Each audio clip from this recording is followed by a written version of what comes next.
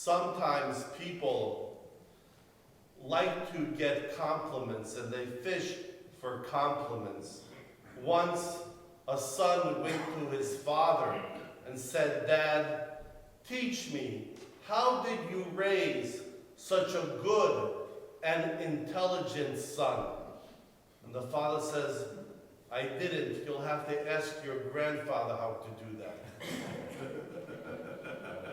Of course, this is just a little humor, but often we, looking at ourselves, feel unfulfilled. Something is missing. We say, if only I had that car, that would make me fulfilled. If only I had that job, that would make me fulfilled. If only. And today's gospel is about God saying, look at the birds. The birds don't shop, but he says, in all their glory, Solomon was never arrayed like one of these.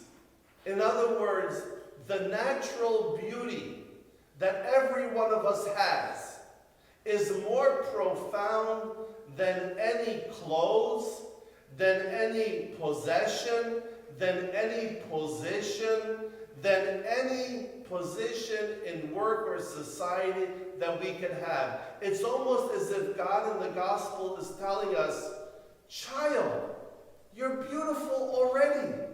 You're wonderful. I am madly in love with you already. Do not look too much to add to your beauty, because nothing is missing.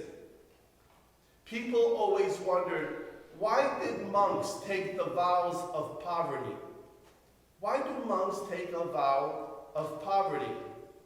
So that they can focus on the beauty and the wealth that they already have. Life is full of clutter. It's full of words.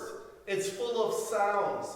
How many people now during the virus says, I have time to think about my own life? In Citizen Kane, the famous movie by Orson Welles, there's a character that says, it's easy to make a lot of money if all you want to do is make a lot of money. It's very easy to do something if you focus.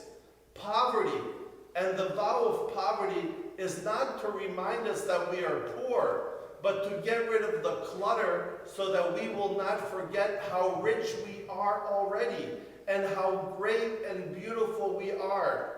You would think the gospel wouldn't have to remind us that we have to invest in ourselves, that we have to remind us ourselves that we have everything we need for happiness already.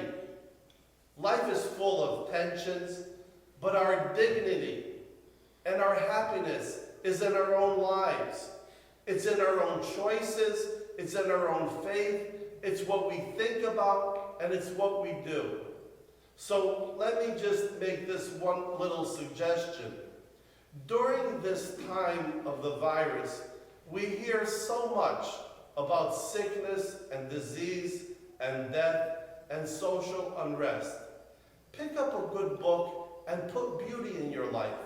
Look at a good painting and put beauty in your life. Think good thoughts and put beauty in your life. So much of what we hear can determine a sad message. That's why it's so important to be reminded, as the gospel reminds us today. You think the birds are taken care of by God? You are much more important than they are. God will take care of you. Put beauty and joy in your life by what you see, what you think, and what you do. Slava Isusu Christu.